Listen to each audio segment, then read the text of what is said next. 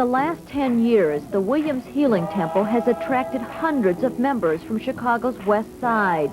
Many of them are poor and sick, finding hope in a church that promises financial blessings and medical miracles.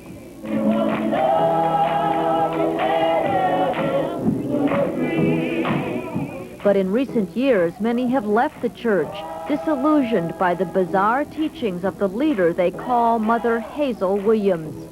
Thank you! Thank you! Thank you, Jesus!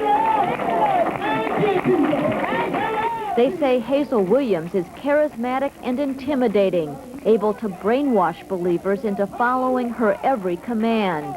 We found she mixes cult techniques with her own brand of religion to manipulate people into doing things others would find bizarre. Williams has convinced members they don't need doctors or medicine. She's convinced them to go on deadly fasts and to undergo fatal baptisms. And Williams has gone to extraordinary lengths to preserve the image of her church as a healing temple. She's even covered up deaths, prompting some members to call it the killing temple. Hazel Williams' brother is one of her harshest critics. She controls the people's mind. Whatever she tells them to do, they'll do it. He says people have died because they followed his sister's advice. I want it stopped. I'm tired of seeing innocent people dying. Williams started her church in her home 10 years ago. Corrine Weddington was an early member. Until she joined, she and her son were very close. But soon, all that mattered were her minister and her Bible. She marked it when she was first baptized in 1979. She would have done anything that Sister Williams wanted her to do.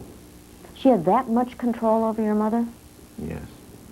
She dictated my mother's every move. She gave everything she once held dear to the church: furniture, clothes, and nearly all her money. She made monthly payments to the church from her small veterans benefit, even though her son says there wasn't enough left to pay for food and rent. She gave so much to these people until she just eliminated her life savings. How much, do you think?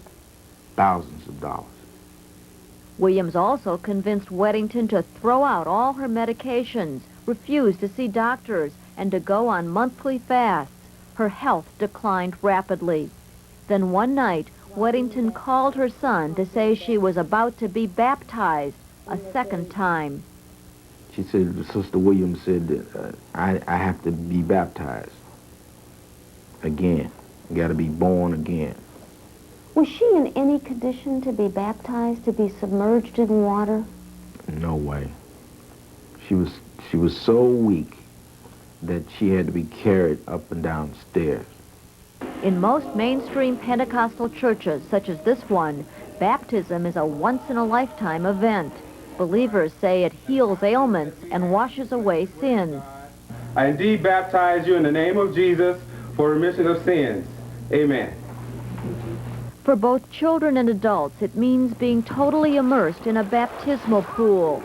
But at the Williams Healing Temple, followers like Corrine Weddington are baptized time and time again, regardless of their physical condition. Former church members told us Weddington died during her baptism. How did you know it? Because she wasn't moving, she wasn't breathing.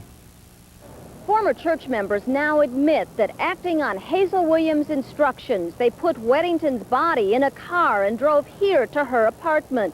Once inside, they changed her clothes, put her in bed, and told the police she died there.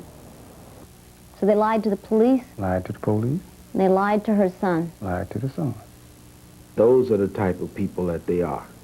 Leave well enough alone. Leave us alone. Let us have our little cult.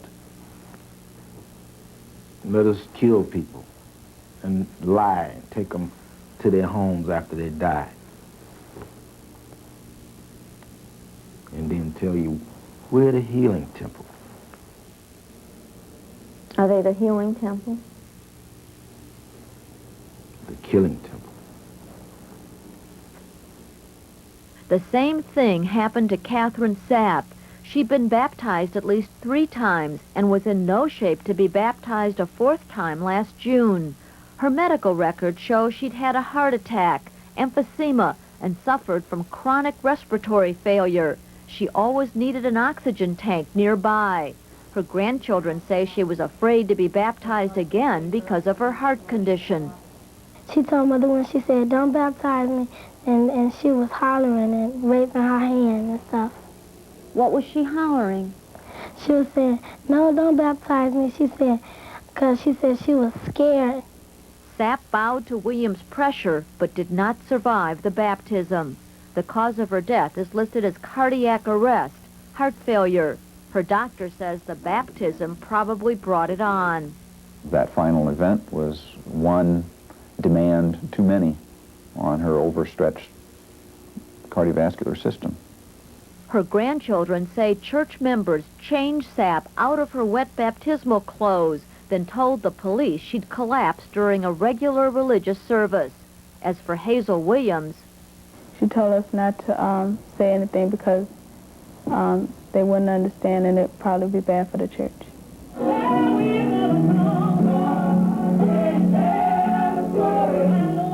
Hazel Williams isolates her followers from outside influences. She says those who challenge her are devils. Those who leave the church are doomed to die. Those who stay are forbidden from associating with non-believers. They must get her approval for nearly everything they do. They cannot wear watches, use attorneys, or watch television. What about the news? What about the people that can't read? What about those people? That helped the people to know what's going on in the world. That helped the people to know people like her is a user. Williams preaches that in order to be healed, believers must first demonstrate their faith by refusing all medical care and assistance. What about glasses, walkers, oxygen? Oh, man. No glasses. God, He's your eyes. No oxygen tank. No bag for your urine. Just let it run down your leg. God will stop it from running. What about the children and shots and doctors and immunization? No. Don't get shots for your kids. No physicals. Believe God. Glenn Bone remembers what happened one night while riding in a car driven by a devout follower of Hazel Williams. The car began to weave, so he told the driver to stay in one lane. And she just came out to tell me, I can't see. And I said, what do you mean you can't see? She says, I took my glasses off for God and I cannot see. And it was dark outside and we were going from side to side. She says, but don't worry about it, I'm praying. God is going to get us to where we're going. And I just kept saying to myself, I was praying, she don't know I was praying as hard as she was, that we would hurry up and get to a place where this car would stop. The Reverend John Bellamy was trained in the same apostolic Pentecostal church as Hazel Williams. He and other ministers say her teachings violate apostolic doctrine, and her instructions are not only irresponsible, but dangerous. What she is doing is abusive, it's wrong, it's illegal. She's jeopardizing the lives of human beings. We are supposed to be helping people to live. Charles Lewis was a member of the Williams Healing Temple, and he wanted to live. He had lung cancer. Doctors advised chemotherapy and surgery. Former church members say Williams told Lewis to ignore that treatment. Instead, rub olive oil, blessed by her, over his entire body and pray. He took her advice, and he died. Church member Deborah Walker had severe hormonal deficiencies. Doctors prescribed medications and say she had to eat regularly. But after she joined the church, she was told she was healed. She stopped taking medications and went on a 3-day fast. As a result, she died a few days later. She was 28. Church member Pam Harris was expecting a baby and needed nourishment. But like all devout followers, she fasted when Hazel Williams told her the Lord said she should. Last year, Harris received Williams' approval to go without food or water for 15 days, even though Harris was 4 months pregnant. That's unconscionable. Doctors say there was little chance Pam or her unborn child could survive the fast. for a fetus to be deprived of food and water for 15 days by the mother is tantamount to a death warrant. A death warrant? Without question. On the 13th day, Pam Harris died of dehydration due to fasting. But at Harris's funeral, Reverend Williams defended her approval of the fast. She said God told her he wanted Pam to fast. She said he was pleased. She said God told her he was pleased with that. God is not stupid. He wouldn't tell you to go through a fast and you carrying a little human being on the inside. That's her doing. Like other ministers, Williams claims her teachings are based on the Bible. For example, the book of Proverbs. Honor the Lord with the first fruits of all thine increase. In many churches, regardless of denomination, that's the basis for tithing, donating 10% of earned income to the church. But former followers say Reverend Williams demands 10% of everything they receive, including tax refunds, loan repayments, and bank withdrawals, money on which a tithe already has been paid. So essentially you're paying twice. Right, that's correct. Did that seem right to you? No, it did not seem right to me. Former followers also say Williams demands 10% of insurance checks received for death benefits, car repairs, or medical expenses. Any dollar that touched your hand, she wanted 10% of it. Bone recalls one woman who got an insurance check for $32,000 to pay a hospital bill. Williams asked for 10%, $3,200. He says Williams had a standard response for those who asked how their bills would get paid if they gave away part of the insurance money. After you give her and the church 10%, then you should pray for where you're going to get the other 10%. And that were her exact words. Pray? Yeah, and let God give you the other 10%.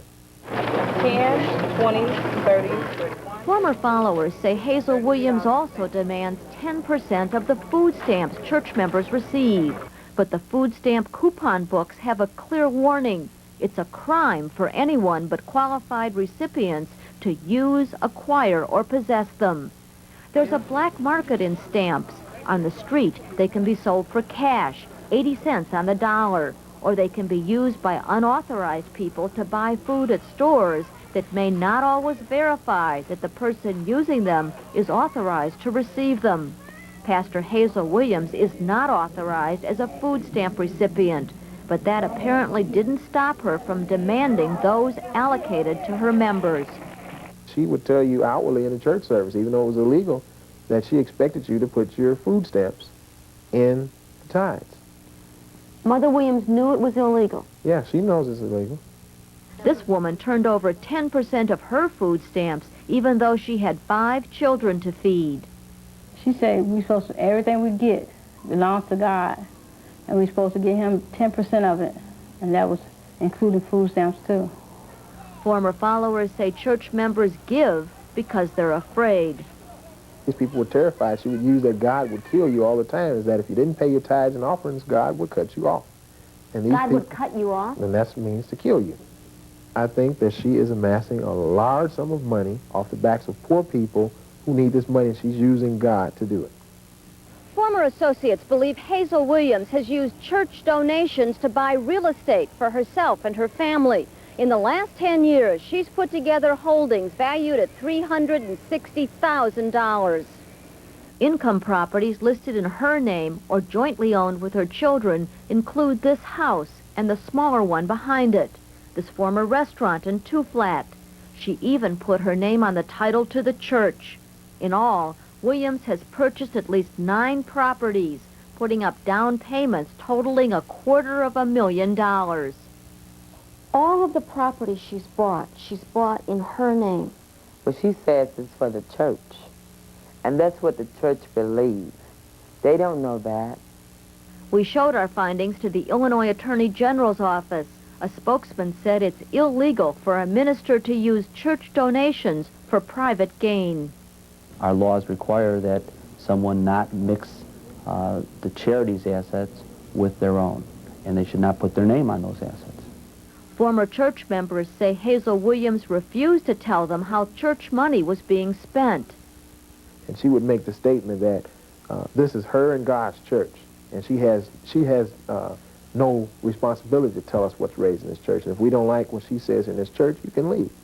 That's exactly what Glenn Bone did. When I heard her stand up say she was praying last night, and God showed her a pink Cadillac with a telephone. And when she said that, I said, well, he didn't show that with my money. Hazel Williams refused our repeated request for an interview, on or off camera. But as a result of our investigation, she will be talking to the Illinois Attorney General's office, which is investigating her possible misuse of charitable contributions, and to the Cook County State's Attorney, who's reviewing the deaths we documented to see if criminal charges should be filed. Still to come, a cult using seminars in business management to recruit doctors. The cults are getting slicker, the cults are getting more insidious, and the cults are getting more commercial in how they reach out to people.